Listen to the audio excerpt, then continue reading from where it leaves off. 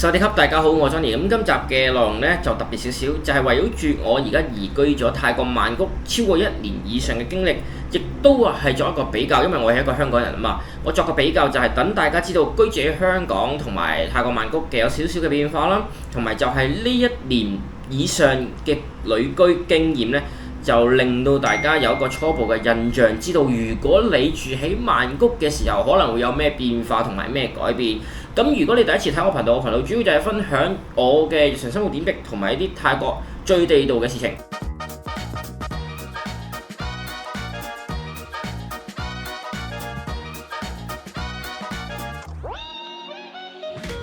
點解呢？我會拍呢一集呢？因為而家開始越嚟越多唔同嘅人呢，喺唔同嘅平台上開始睇翻一啲我嘅舊片啦。咁我開始會例如有啲人走去問啊，我以前係點樣透過呢個嘅學生簽證留喺泰國㗎？亦都有啲人問我點樣係攞呢啲 non B 啊，然之後住喺泰國，或者你而家住喺泰國曼谷啊，咁究竟好唔好㗎？咁其實呢，慢慢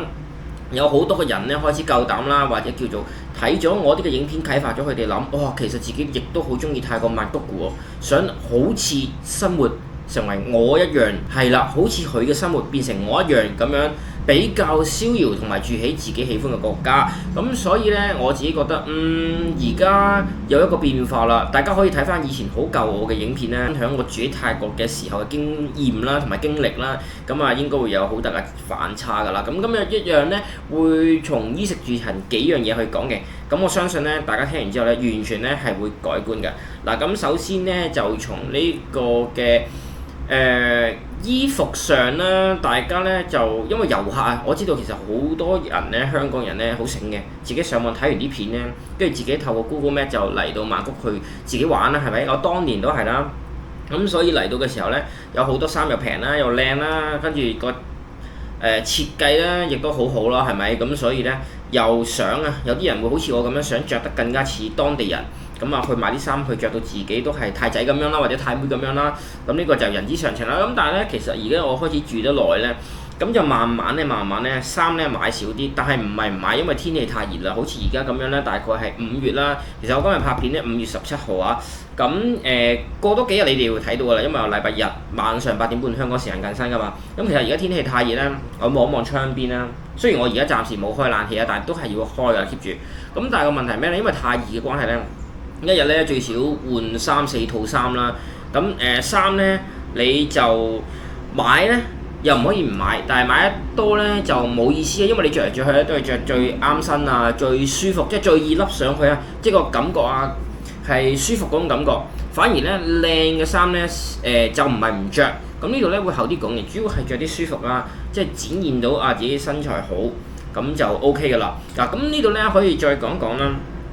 點解咁着重話展現自己身材好呢？因為呢邊一嚟啲衫設計咧都係沿住呢個方向走啦，二嚟就係其實泰國人呢，比我哋香港人呢更加注重儀容嘅。因為喺呢邊嚟講呢，如果你係尤其是女仔你出街唔化妝或者着得唔靚嘅話呢，其實對人嚟講係一個唔尊重嘅行為。咁呢度呢，可以俾大家有個少少嘅概念啦，就知道點解一嚟泰國女仔着得咁性感呢？因為天氣熱，二嚟就係啲衫設計到好展現身材。衫呢就係因為呢。着得靚係禮貌，即係基本嘢嚟㗎呢邊，咁所以咧大家就有個概念，原來點解呢邊女仔着得咁性感啊，或者啲衫又靚啊，即係其實裡面背後就有呢個意思喺度啦。咁講完衫嗰個位置啦，咁亦都同香港咧，對於我自己嚟講啦，咁喺香港嚟講一個好大反差。香港咧其實着衫比較 casual 少少。咁好簡單，一條T 啦，一件 T 恤啦一條長褲啦、短褲啦，咁就 OK 就得落街㗎啦。咁但係咧喺呢邊咧，你見到你頭髮成你都要執靚少少啊。如果唔係咧，就會俾人覺得喂一嚟就你唔尊重啦，都係嗰句；二嚟就係咧，當你知道呢邊嘅文化係要咁樣做嘅時候咧，你如果住喺呢邊咧，你連人哋嘅文化都唔叫做參與或者唔去尊重嘅話呢，其實好難話自己中意呢個國家嘅。所以我自己就慢慢有啲改變即係知道即係本身唔知嘅，係泰國嘅女朋友同我講，咁慢慢去知道咗有啲嘢啦，慢慢開始改變啦，咁知道要跟翻住呢邊去做啦，咁即係成件事就會覺得自己中意呢個國家而言呢，亦都尊重呢個國家，同埋去參與啊，浸入唔起呢個國家嘅文化裡面。嗱，咁到食嘅方面啦，由遊客嚟到啦，好中意食嘅火山排骨啦，或者去夜市食嘅食物啦，咁啊轉變到而家，因為其實超過咗1年啦，再加上途中呢，由單身啊變到同個唔同嘅女仔拍拖啊，到而家同我而家呢位女朋友比較穩定咁發展呢，咁啊慢慢變到口味真係同大家講係地道啦！以前呢，你會見到我同大家拍好多嘅影片啦，去夜市啦，甚至食一啲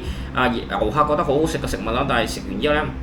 嗱調翻轉啦，因為始終我住喺泰國，同一啲嚟泰國玩幾日拍泰國影片嘅人係唔同啦。咁尤其是遊客嗰啲食物呢，一嚟我就好少食，二嚟就係喺遊客嗰啲地方食呢太貴，超過我屋企附近同樣食物嘅品質啦，可能品質差唔多嘅。咁但係可能貴3倍啦，份量又少啲啦。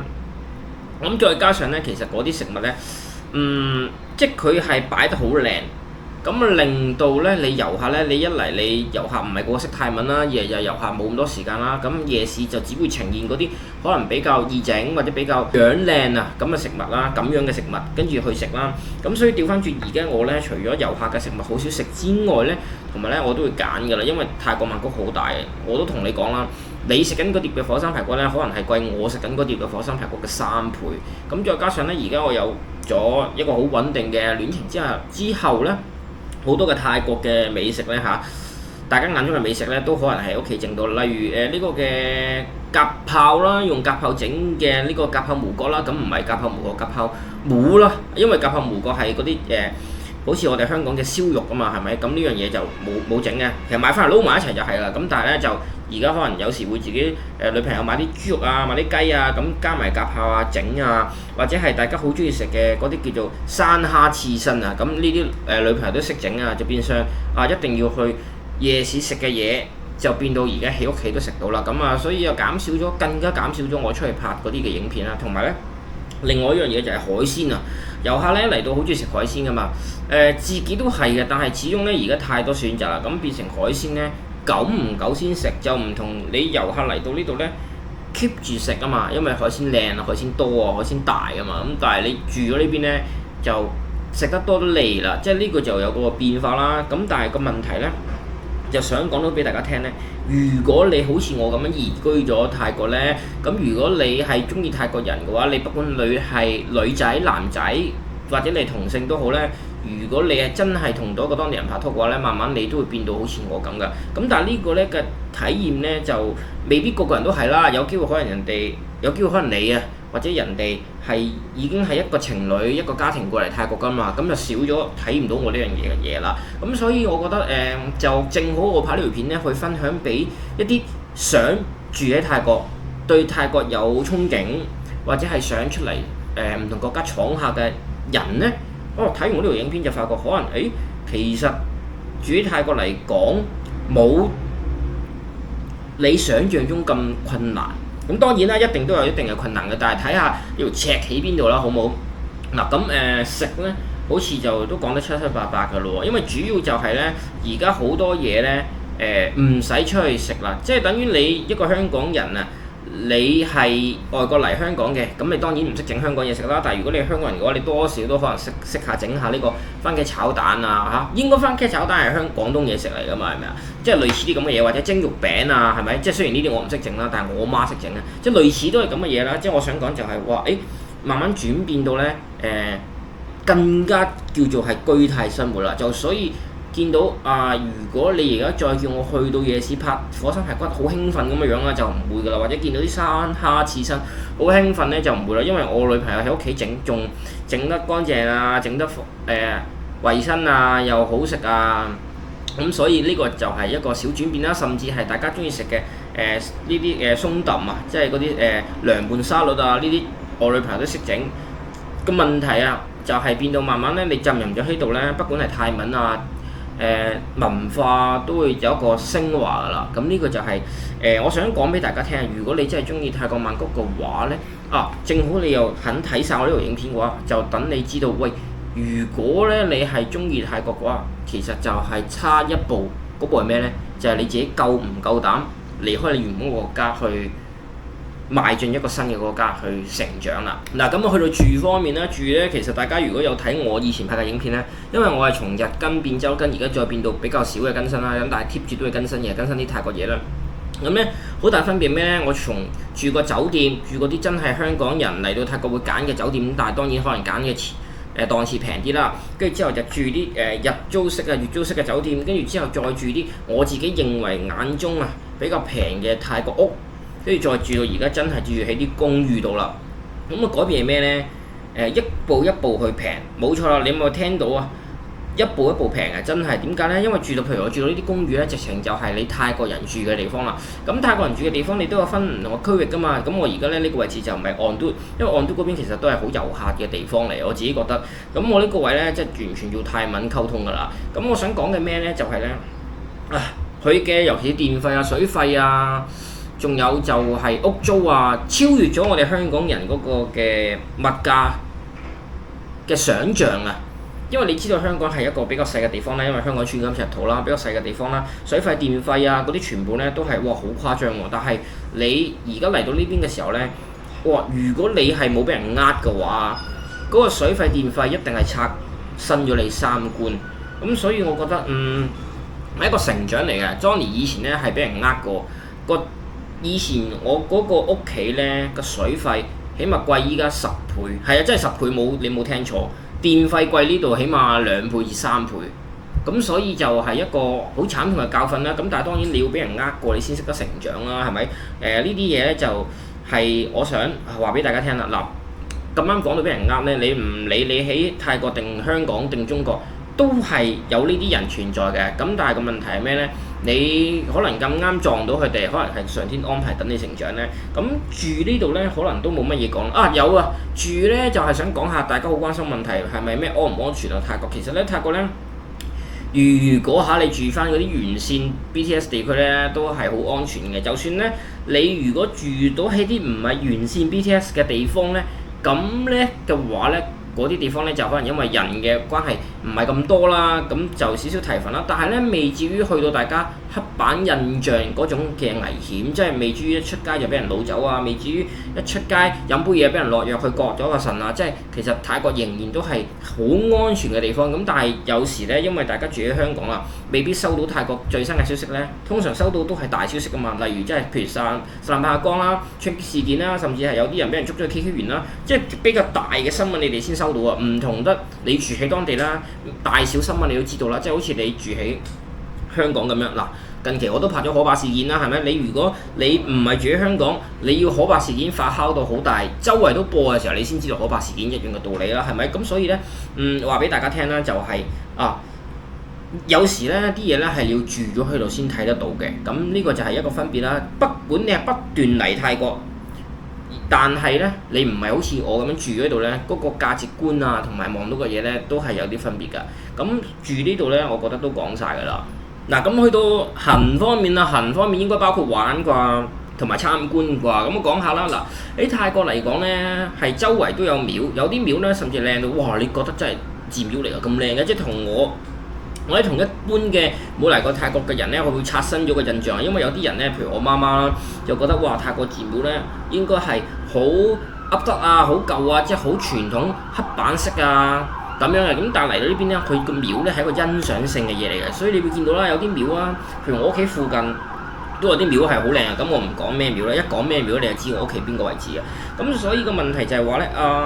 呢個咧係一個好好嘅文化嚟㗎。咁所以令到大家嚟到泰國嘅時候咧，會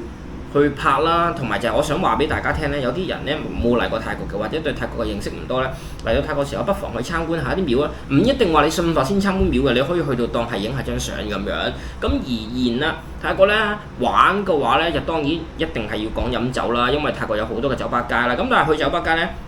嗱呢度都係講句啦，而家咧越嚟越多好多啱啱嚟到泰國玩嘅人，然之後教大家去酒吧度玩啦。咁所以咧就睇下你要聽邊個人講嘢，睇下你就要去相信究竟邊個人講嘅嘢係真啦。因為有時候咧，呢啲地方咧有一定嘅危險性，但係就唔係真係好危險啦。因為你好簡單啦，一個地方飲咗酒嘅時候咧，就多唔多少唔少有機會咧，有時發生下衝突嘅。但係個問題係咩咧？問題就係佢冇大家諗到咁危險，即係唔會話你一去飲酒啊點樣成啊點樣成啊。但係個問題係咧，你譬如喺酒吧地方啊，俾人偷銀包啊，或者酒吧地方打交呢啲一定會有嘅。咁但係問題係咧，係咪好誇張咧？係咪成日上演咧？就未至於去到好誇張。即係我就想話俾大家聽咧，呢邊嘅文化咧係飲酒。所以咧，我直情將呢邊嘅飲酒咧掛鈎為我哋香港嘅茶樓一樣啦。咁呢度咧就等大家知道下啦。嚟到呢邊咧，你不妨可以去酒吧街度參觀下、影下相，同埋就係話俾你哋聽咧，呢邊咧就大家收咗工之後咧，會去酒吧聯誼下啦，甚至係傾下公事都會去酒吧嘅。我自己覺得，咁呢個就係正好咧，講到啲後生添，正好咧就話俾大家聽咧，文化上嘅不同啦，咁就令到一啲大年紀嘅人咧就唔好覺得哇，去酒吧就唔正經性咁樣啦。咁我覺得咧呢一年半咧，於食住行就講晒啦。但係最主要就係話俾大家聽咧，如果你真係到時住咗喺曼谷，移居咗曼谷啦，慢慢一步一步咧，你係需要經歷學泰文啦、聽泰文啦，同埋慢慢由一個地方啊去成長。因為你嚟到呢邊嘅時候咧，一定會有好多人去呃你，即係呃你嘅意思，因為你係咩都唔識噶嘛，同埋就係你會行好多冤枉路嘅。但係如果你真係中意呢個地方呢，你一步一步咁樣成長嘅話呢，就唔會出現到有啲人去到英國呢就回流啊。因為我覺得啦，去到英國嗰啲人呢，一嚟佢哋嘅預算係唔夠啦，二嚟就係佢其實唔清楚自己中唔中意英國，只係去咗英國先，然之後翻嚟。咁我想就話俾大家聽啦，如果你確定咗你真係中意泰國嘅話呢，其實呢就唔會有呢個情況發生嘅。咁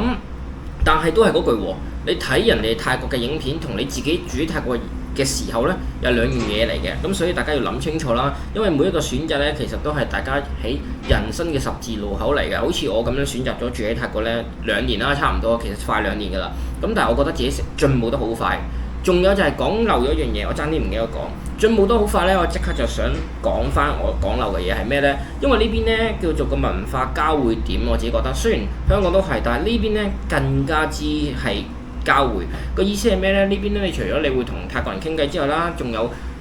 同中國人傾偈啦，同埋仲有同啲歐美嘅人，即係總之你會涵蓋到認識嘅人呢，就係講泰文、講中文咁啊。就包括呢個台灣啦，即係總之用中文啊，即係香港啦。香港有啲人會嚟到唔知你係香港人噶嘛，跟住之後中國啦，跟住之後仲有馬來西亞同埋就係歐美。咁喺咁嘅情況之下咧，令到咧你個機遇咧係多咗好多。例如好似我咁啦，我嚟到呢邊咧，除咗識歐美嘅朋友之外啦，仲有識啲中國朋友啦，跟住咧仲有就係識啲唔同嘅老闆，嗰啲老闆係由中國嚟到呢邊開公司啦，或者係香港嚟到呢邊開公司，係啦，仲有啲歐美嚟到呢邊開公司嘅。咁當然仲有識咗好多唔同嘅人，佢哋例如咧係呢個嘅遠距離工作嘅人啊。咁所以就係呢2年啦，一開始冇呢個情況嘅，但係慢慢開始咧住得耐咧，咁啊識嘅人多咗啦，就發覺哇，原來呢邊即係臥虎藏龍，咩人你都會識到嘅。咁所以就係機遇嚟講咧，我自己都幾睇好呢邊㗎。咁但係當然你要首先出去接觸先啦。如果你日日都喺屋企嘅話咧，就接觸唔到㗎啦。同埋我就係想講咧，就係咧，去到呢度咧，希望你哋能夠選擇同埋咧就諗下，喂你係住喺香港啊，跟住如果你真係有一個地方好中意嘅，未必一定泰國㗎嘛，你可以諗下，喂計劃下，諗下，喂有時咧諗嘅話咧，就行到嗰步出嚟㗎啦。因為我身邊有好多觀眾就係中意泰國、中意曼谷或者中意泰國啦，佢哋唔夠膽嘅，但係睇住我咧，由一開始拍片講嘅嘢咧，都講得唔清唔楚咧，個鏡頭又唔知點樣擺咧，跟住慢慢而家到成長到咧，睇住我又同過一個女朋友、2個女朋友、3個女朋友分手，跟住之後又睇住我慢慢開始學泰文，睇住我慢慢開始搬屋，慢慢開始住唔同嘅地方，跟住睇住我成長嘅時候咧。毫無疑問，我覺得我嘅影片會成為到佢哋嘅助力。咁一樣，我希望我呢個影片喺演算法推到俾你之下呢，能夠令你諗其實你可能好中意英國喎，其實你可能好中意日本喎。諗下方法，諗下辦法，諗下喂，其實你或者你好中意香港，其實你係咪可以喺呢個地方做得更好啊？仲有就係點樣可以去到呢個地方成為你自己嘅理想地方？生活喺嗰邊咧，好唔好？咁我 Johnny 今日咧講嘢可能有少少沉重少少，同埋就係咧感性煽情少少啊。咁我突然有靈感想拍呢條片，咁因為咧我見過好多人都分享住咗喺度1個月、2個月，甚至係1年。咁但係佢哋住嗰啲咧，可能都係住一住又走，住一住又走，咁同我呢個咁樣住咗喺度呢，唔走，或者係同我以前住下走，跟住變到依家住咗之後唔走，跟住再有同即係當地嘅國家嘅人去同居啊。咁我相信咧，我咁樣講嘅嘢咧，又同佢哋有所唔同。咁大家咧可以去聽下，同埋就係知道一下我一啲少少嘅事啦，亦都透過我影片去鼓勵下，如果正在係計劃前往唔同國家居住或者係實現想住喺唔同國家居住嘅人咧，一個少少嘅動力，好冇？咁我 Johnny 啊，如果你中意影片嘅咧，訂閱出嚟，仲打開啲小鈴鐺，同埋你想睇我泰國嘅最地道生活分享嘅話，你都訂閱，同埋就係睇我嘅成長經歷啊，冇錯，都會喺我頻道度睇到㗎啦。咁我哋下一部影片見㗎咯，約定你下一部影片再見。